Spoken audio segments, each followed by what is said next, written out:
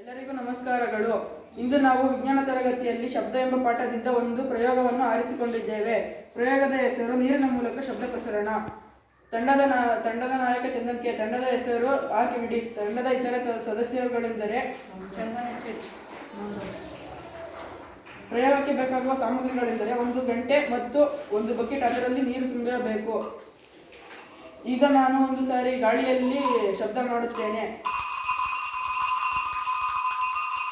ನಿಮಗೆ ಶಬ್ದ ಕೇಳಿಸಿದೆಯಾ? ಈಗ ಇದನ್ನು ನೀರಿನಲ್ಲಿ ಶಬ್ದ ಮಾಡೋಣ. ಇವಾಗ ಶಬ್ದ ಕೇಳಿಸುತ್ತಿದೆಯಾ?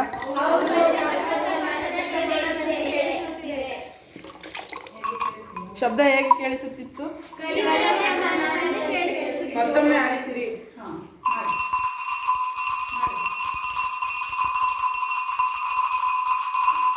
ಈಗ ನೀರಿನಲ್ಲಿ ಬಡಿಸುತ್ತೇನೆ.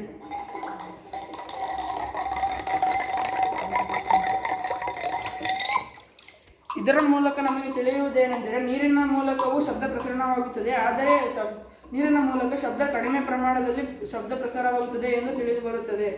ಎಲ್ಲರಿಗೂ ಧನ್ಯವಾದಗಳು.